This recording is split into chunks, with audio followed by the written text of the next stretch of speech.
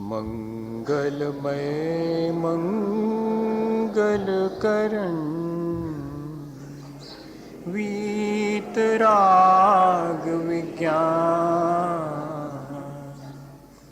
नमो ताहि जाते भये अरहंतादिमः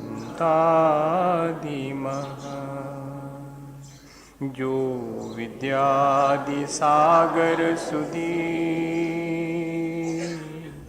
जो विद्यादि सागर सुधी गुरु हैं हितैषी शुद्धात्म में निरत नित्य हितोपदेशी वे पाप ग्रीष्म ऋतु में जल हैं सयाने पूजूं उनके सतत केवल ज्ञान पाने पूजूं उनके सतत केवल ज्ञान पाने। बोले भगवान महावीर स्वामी की, आचार्य कुंद कुंद स्वामी की, आचार्य गुरुवर विद्यासागर मुनि महाराज की।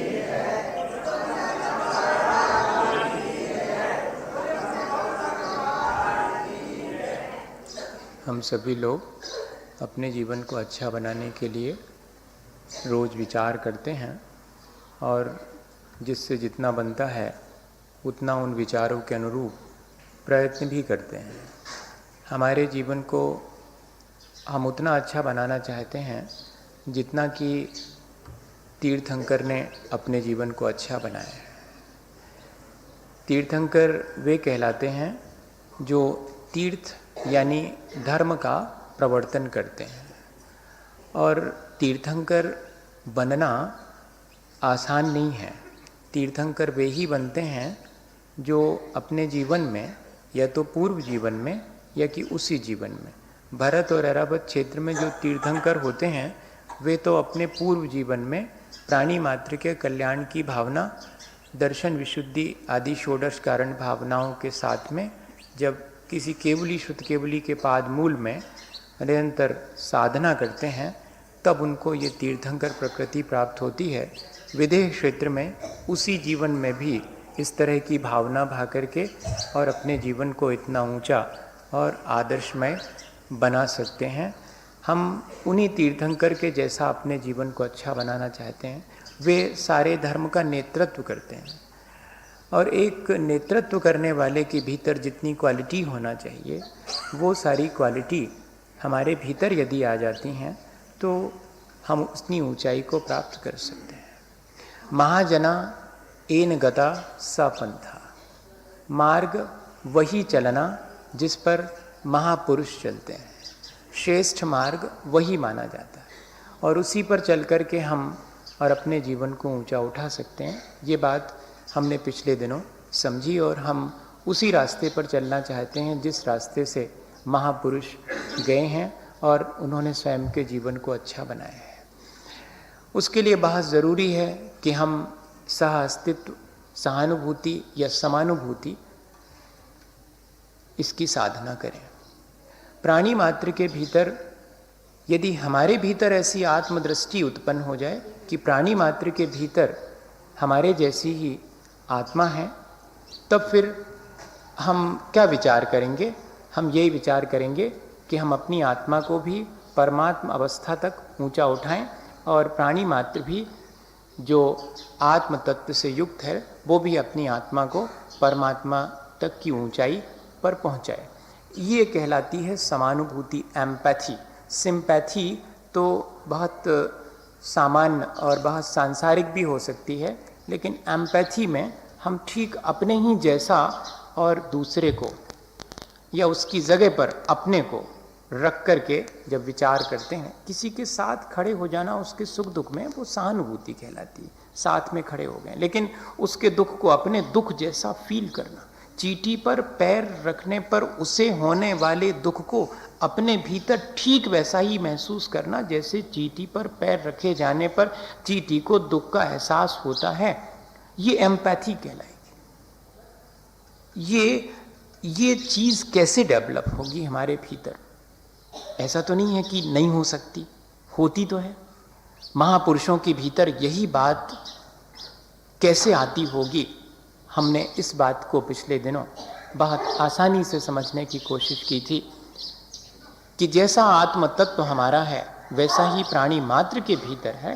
यदि ये बात हमारी दृष्टि में आ जाए तो धीरे धीरे करके, जैसे कोई हमारा अपना बहुत निकट का हो, उसे अगर दुख होता है तो कई बार तो उसके दुख से हम उससे भी ज़्यादा दुखी हो जाते हैं। जितना उसे दुख नहीं है, उसके उस थोड़े से दुख को देखकर हम उससे भी ज़्यादा दुखी हो जाते हैं। ये क्या चीज़ है?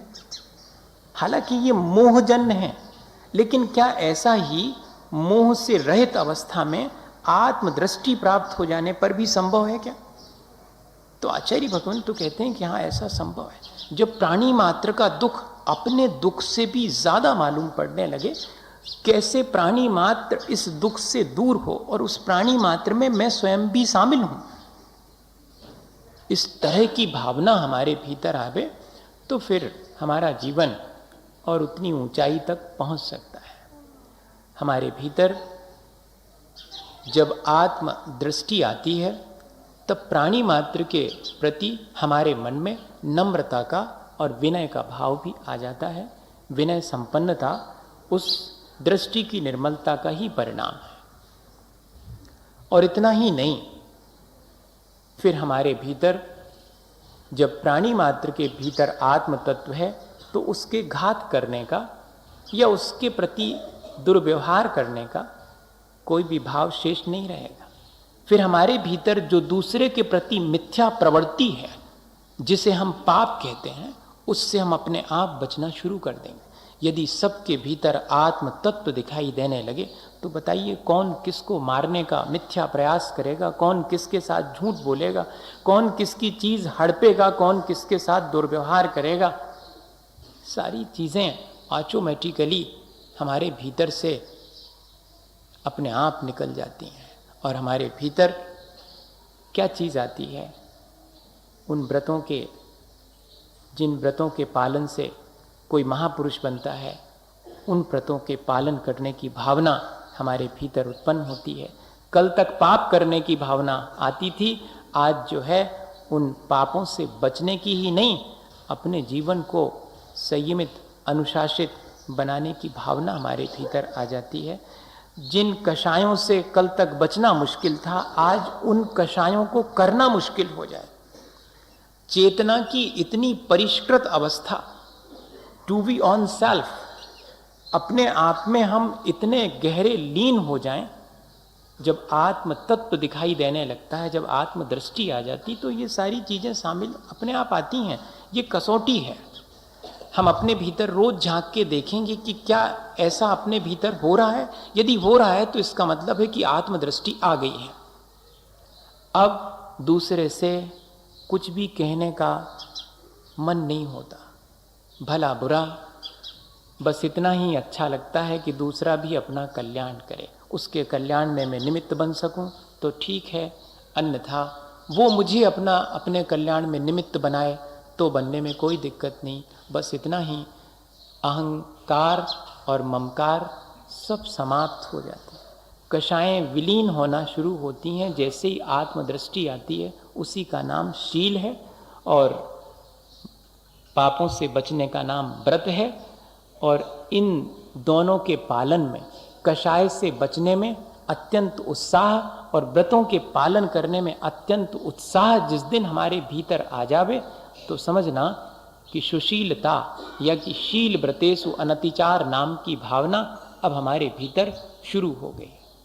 अभी तो कदम कदम पर कषाय करने का भाव आ जाता है। हमारी बात नहीं मानी, हमें गुस्सा करके अपनी बात मनवाने का भाव आता है। क्षमा भाव धारण करके अपनी बात मनवाने का भाव नहीं आता। क्रोध करके अपनी बात मनवाने का भाव आता है। अभी कषाय के प्रति मेरे मन में उत्साह ज्यादा है, अभी मुझे कषाय करने में लाभ ज्यादा दिखाई पड़ता है, अभी मुझे अपने क्षमा धर्म को धारण करने में या कि कोमलता और सरलता और पवित्रता को धारण करने में उतना उत्साह नहीं है। तो मेरे भीतर अभी शील व्रतेषु अनतिचार नाम की भावना उद्भूत ही नहीं हुई है। जिस दिन कषाय करने में शर्म मालूम पड़ने लगे, जिस दिन क्रोध करने के बाद शर्म मालूम पड़े, अभी तो क्रोध करने के बाद ऐसा लगता है कि ठीक किया। कौन होता है? सामने वाला। अभी तो मान करके ऐसा लगता है कि देखा, 4 लोगों के बीच मेरा सम्मान। जिस दिन मान मिलने पर माथा नीचे झुकने लगे, शर्म आने लगे कि किस बात का सम्मान, किस बात का मान, क्या करना मुझे, ऐसी आत्मदृष्टि प्राप्त होने पर ये चीजें अपने आप आती हैं। छल कपट करने पर भीतर कितना आनंद आता है कि देखा कैसा बुद्धू बनाया, अब समझ में आएगा। लेकिन उस समय शर्म आनी चाहिए जब छल कपट हमारे भीतर आवे तब। जब लोभ जागृत होवे तब शर्म आनी चाहिए। लोभ जागृत होने पर चीजें इकट्ठी करके आनंदित होने का भाव जब तक है तब तक समझना अभी कषाय में आनंद आ रहा है, और जब तक कषाय के प्रति उत्साह है तब तक शील नहीं आया, और जब तक पापों के प्रति उत्साह है तब तक व्रत नहीं आए हैं। और शील और व्रत दोनों ही जीवन को ऊंचा उठाने वाले हैं, वहां तक जहां तक कि तीर्थंकर पहुंचे हैं। ये बात हमारे मन में भावना के रूप में एकदम तो नहीं आएगी, पर भावना भाने में क्या है, ऐसी भावना हमारे भीतर हम रोज रोज भाएं अलग से सुबह शाम, तो जरूर हमारे भीतर परिवर्तन होना शुरू होगा। और इतना ही नहीं, अगर हमें अपने जीवन को अच्छा बनाना है तो इस बात की सावधानी रखनी पड़ेगी, इस बात की पहचान रखनी पड़ेगी, इस बात का ज्ञान रखना पड़ेगा और निरंतर रखना पड़ेगा। 24 घंटे विस्मरण नहीं होना चाहिए। किस बात का? कि क्या करने लायक है, क्या करने लायक नहीं है, किससे मेरा हित है, किस में मेरा अहित है, क्या मेरे लिए हे है और क्या मेरे लिए उपादेय है। इस बात का ज्ञान या कि स्वपर का विवेक निरंतर बना रहे, इसी का नाम है अवीक्ष्ण ज्ञानोपयोग। अवीक्ष्ण के मायने है टू कंटिन्यू, निरंतर, और ज्ञान के मायने है स्वपर का विवेक, और उपयोग के मायने हैं उसमें निरंतर चेतना का इन्वॉल्वमेंट, उसमें निरंतर चेतना का लगा रहना। मेरी चेतना निरंतर स्वपर प्रकाशक ज्ञान की प्राप्ति में लगी रहे, 24 घंटे मुझे इस बात का ध्यान रहे। जैसे कि हम अपने बच्चों को समझाते हैं कि वो जो लाइटर रखा ना, वो बिजली वाला, उसको कभी मत छूना, उसको उसमें जल जाओगे तुम। और वो जो वहां पर आग जलती उसमें हाथ मत डालना, आग में हाथ डालने से जल जाता है। और तब फिर हम उसे सिखाते हैं कि किसमें तुम्हारा हित है और किसमें अहित है। ऐसा विवेक हमारे भीतर भी जागृत हो जावे कि संसार में संसार बढ़ाने वाली कौन सी चीजें हैं और संसार से पार लगाने वाली कौन सी चीजें हैं। ये विवेक 24 घंटे बना रहे, बस इतना ही है। थोड़ी देर को तो आ जाता है अपन को, जब अपन प्रयास करते हैं तब आ जाता है, विचार आ जाता है मन में, लेकिन अकेले इससे काम नहीं चलेगा। जीवन को अगर बहुत ऊंचा उठाना है तो ये विवेक निरंतर बना रहे। तब ऐसी स्थिति में क्या होगा? ऐसी स्थिति में जिन परम पैनी सुबुद्धि छैनी डारी अंतर भेदिया। और अगर ऐसी पैनी दृष्टि हमारे भीतर आ गई, ऐसा ज्ञान विवेक हमारे भीतर, विवेक और दृष्टि को एक ही माना है, हाँ, सुबुद्धि छैनी, ऐसा ज्ञान जिस ज्ञान से हम अपने और पराये के भेद को स्पष्ट समझ सकें, हे और उपादेय को स्पष्ट समझ सकें, हित और अहित की हमें पहचान हो सके। वास्तव में विद्या वही है। ज्ञान के साथ मुश्किल ये है कि गंगा गए सो गंगादास हो, जमुना गए सो जमुनादास। मिथ्यात्व के साथ में ज्ञान होवे तो संसार बढ़ाने वाला वही ज्ञान, और सम्यक दर्शन के साथ, दृष्टि की निर्मलता के साथ हो वही ज्ञान सो संसार से पाल लगाने वाला ज्ञान तो ऐसा है।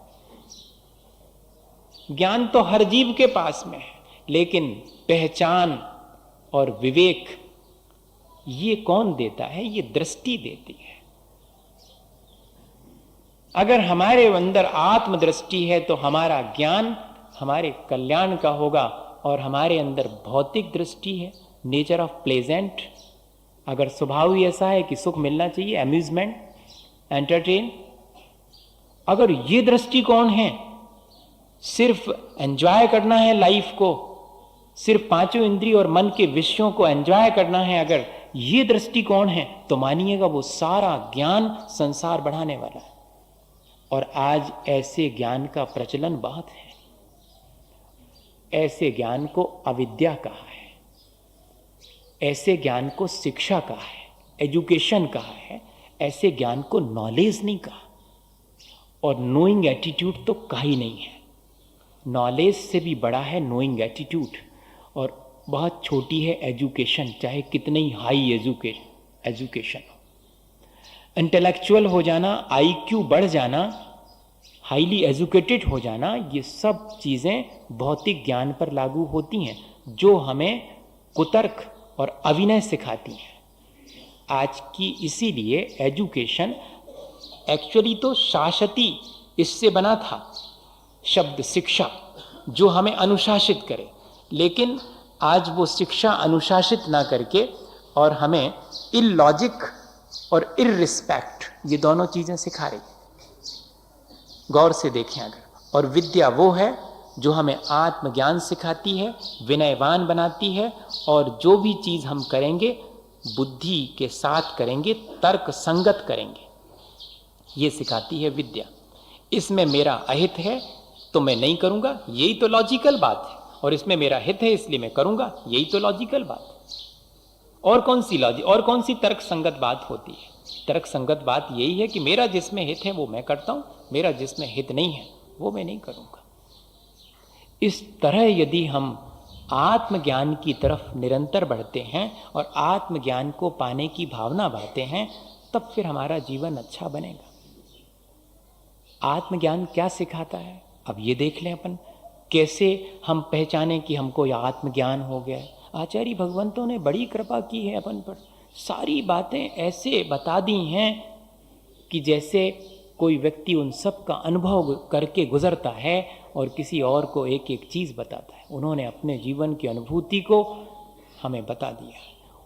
उनके द्वारा बताई गई चीज़ें माइलस्टोन की तरह हैं, लेकिन माइलस्टोन को पकड़ करके बैठ जाने से हम उनकी बात नहीं समझ पाएंगे। हो यही रहा है, सारे शास्त्र माइलस्टोन की तरह हैं, जो हमें अगर हम चलें तो इंडिकेट करते हैं कि ठीक डायरेक्शन में जा रहे हो और इतने आगे पहुंच गए हो। हाँ, ठीक डायरेक्शन में जा रहे हो और यहां तक पहुंच गए, अब इसके बाद आगे बढ़ो। लेकिन हम शास्त्र को पकड़ के और शास्त्र की बातों को पकड़ करके बैठ जाते हैं और दूसरे से डिस्कशन इसलिए करते हैं कि हम बता सकें कि हम ज़्यादा जानते हैं तुमसे शास्त्र की बातें। हम वाकई में अपने जीवन में कुछ जानते हैं, इससे हमें कोई चिंता नहीं। शास्त्र की बातें हम तुमसे ज़्यादा जानते हैं, ये है शब्द ज्ञान। इससे कुछ नहीं होने वाला। शब्द ज्ञान तो टेप रिकॉर्ड के पास अपन से भी ज़्यादा परफेक्ट है। वो अपन तो चूक जाएंगे, जो कहा गया उसको ज्यों का त्यों नहीं कह पाएंगे। वो तो एकदम ज्यों का त्यों, आपने बोला नहीं और उसने ट्रैप हो गया उसमें। वो हमें ये देखना चाहिए कि आचार्य भगवंतों ने जो अपने जीवन के अनुभव से बातें बताई हैं, क्या वे हमारे जीवन के अनुभव में उतर सकती हैं? उन्होंने जो कसौटी दी है उस पर अपने उस ज्ञान को कस करके देखें तो जरूर से हमें मालूम पड़ जाएगा कि हम आत्मज्ञान की दिशा में बढ़ रहे हैं या कि भौतिक ज्ञान की दिशा में बढ़ रहे हैं। और निरंतरता किसकी है? भौतिक ज्ञान की निरंतरता है। 24 घंटे इस बात का विचार चलता रहता है कि फलानी चीज़ कैसे प्राप्त करूंगा और फलानी चीज़ का क्या प्राप्त करने का उपाय है।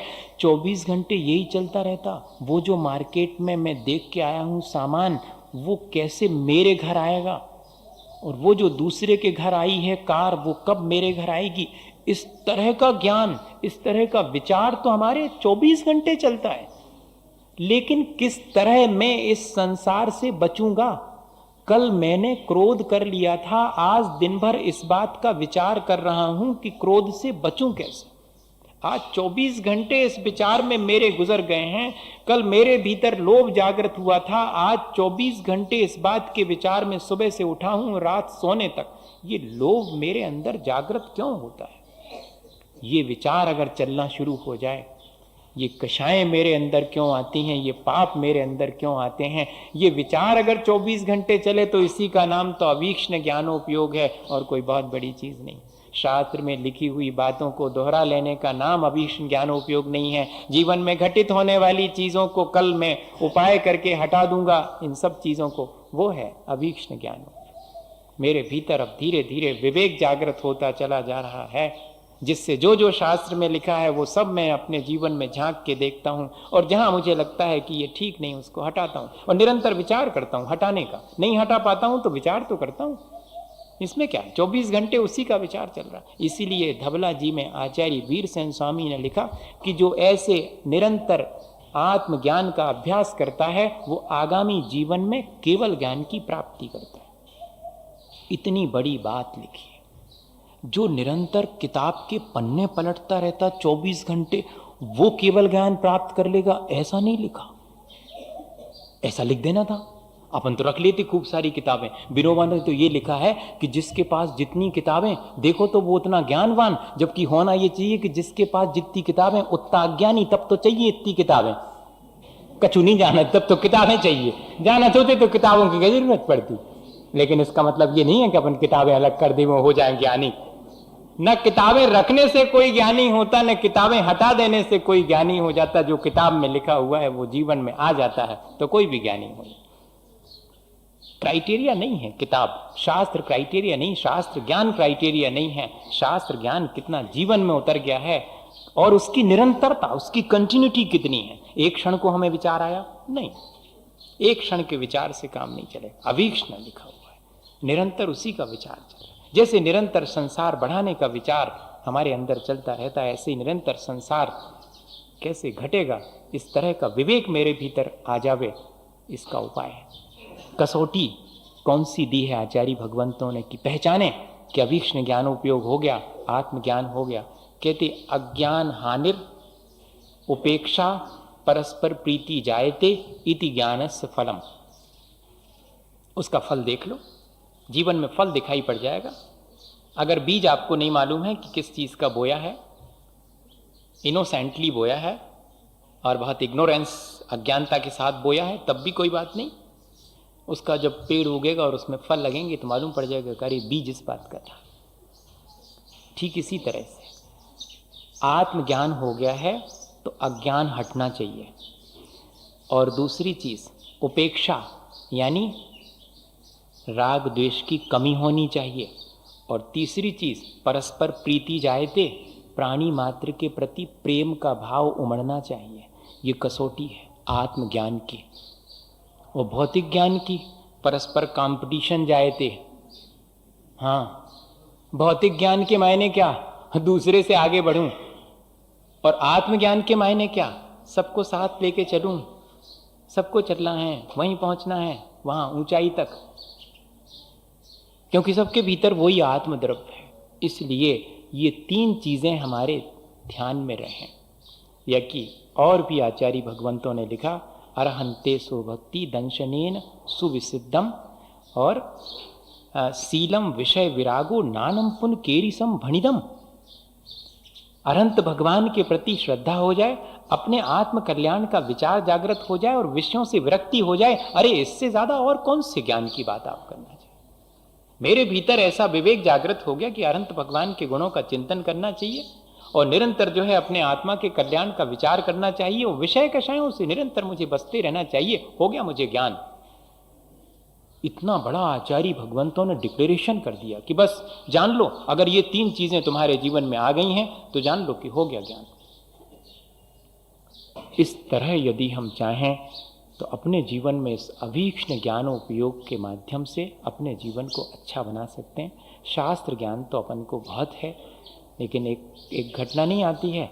एक हमारे पास वो आए थे, कौन, इन्होंने बहुत भजन लिखते हैं वो, और किताबें भी लोगों को देते हैं, बताते हैं ना, हाँ जो भी, तो वो उन्होंने उसको कविता में बना करके सुनाया था, हैं, कविता बना करके सुनाई थी। घटना वही है, सबको मालूम, जैसे कि नाव में और पंडित जी यात्रा कर रहे थे, वो पंडित जी पढ़ करके लौटे थे और उनने कहा कि क्यों मल्लाह गणित गणित जानते?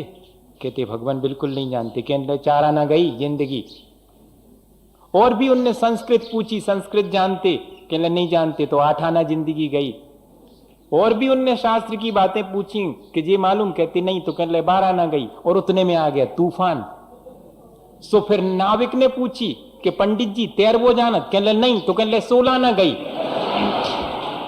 हमारी तो 4 आना 8 आना गई, आपकी तो 16 ही आना गई। भैया कहने का आशय यह है कि संसार से तैरने की विद्या आ जावे तो ज्ञान ठीक है, और संसार से पार होने की विद्या नहीं आई। अपनी सुध भूल आप दुख उपायो, ज्यों सुख नभ चाल विशरी नलनी लटकाए। हमारे पास हमारा आत्मज्ञान है, कहीं से लाना नहीं है, लेकिन हम भूल गए और कुछ नहीं।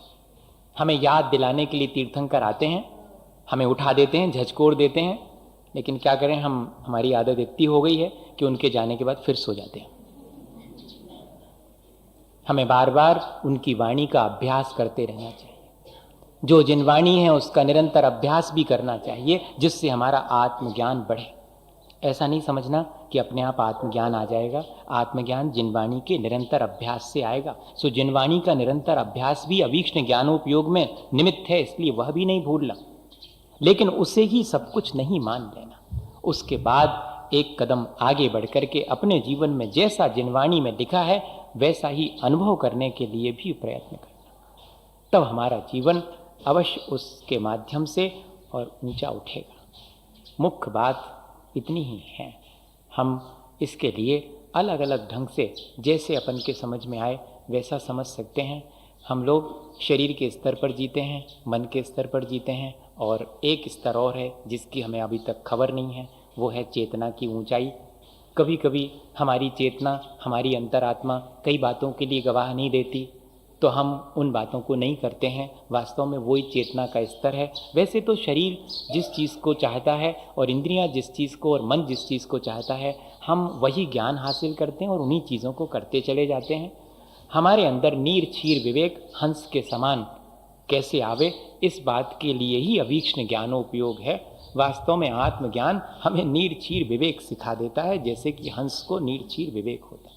हंस के समान हमारा ज्ञान हो जावे, वह शास्त्र का ज्ञान भी हमें वैसा ही उतनी ऊंचाई दे सके।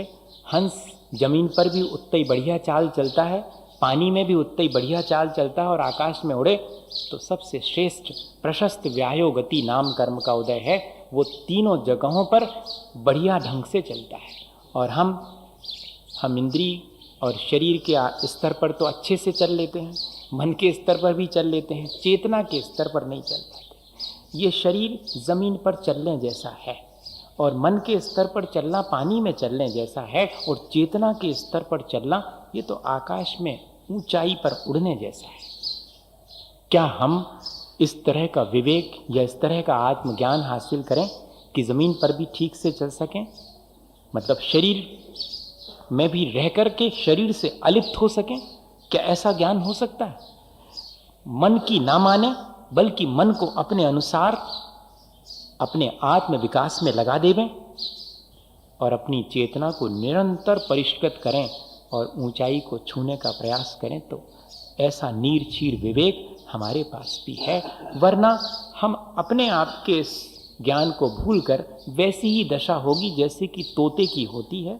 शिकारी एक रस्सी को उमेटकर उसमें छोटी छोटी लकड़ियां लगाकर बांध देता है, नीचे जो है दाने फैला देता है, और उन दानों को खाने के लिए वो आता है और सोचता कि अरे वाह, ये रस्सी अच्छी बंधी और ये इसमें लकड़ियां लगी, इन पर बैठ जाओ। और जैसे ही कोई नहीं देखेगा तो फौरन चुप करके फिर इसी पे बैठ जाएंगे। और जैसे ही उस लकड़ी पर बैठता है तो रस्सी उमेठी हुई रहती है। जैसे ही उस रस्सी उस लकड़ी पर बैठता तो उसके वजन से वो लकड़ी घूम जाती, और जैसे ही घूमती है तो वो लकड़ी को जोर से पकड़ लेता और उल्टा लटक जाता है। ज्यों सुख नभ चाल विसरी नलनी लटकायो, लटक जाता है और भूल जाता है कि काहे को घबरा रहे, काहे को डर रहे, खोलो पंख, तुम्हारे अंदर तो आकाश में उड़ने की ताकत है। लेकिन उस समय सब भूल जाता कि अब मरे, अब गए।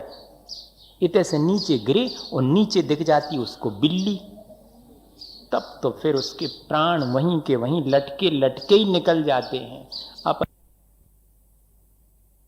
भूलकर भौतिक विषयों में फंसकर अपना प्राणांत कर लेते हैं और अपनी भूल पर अपन ही पछताते चले जाते हैं। देखें अगर अपन अपना जीवन तो यही तो करते हैं। आत्मज्ञान हमारा अपना स्वभाव है, ऐसा नहीं है कि एडॉप्टेड है, कहीं से हमको गोद लिए बेटे की तरह लेना है, नहीं, हमारा अपना स्वयं का है।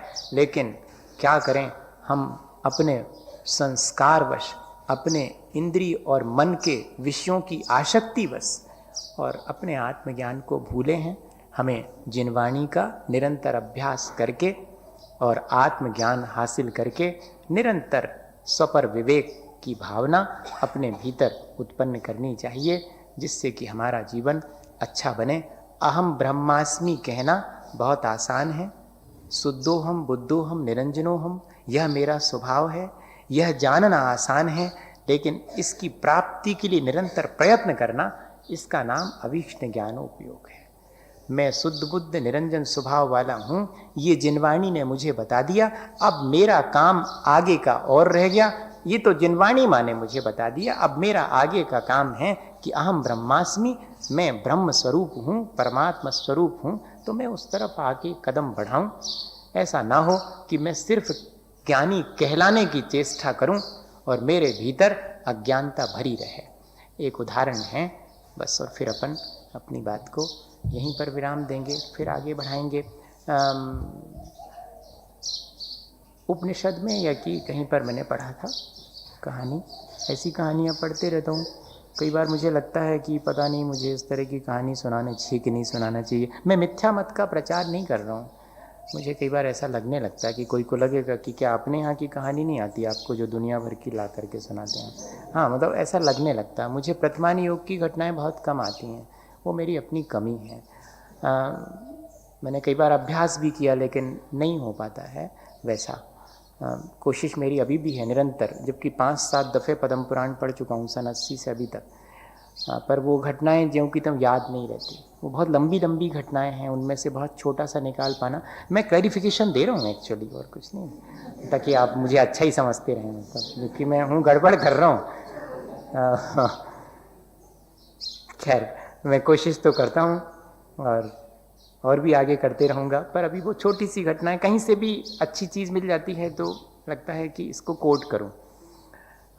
विश्वामित्र ऋषि हुए और उनको ब्रह्मर्षि कहा जाता था, और वशिष्ठ भी उन्हीं की तरफ बढ़ रहे थे, वैसा ही ज्ञान उनका भी था।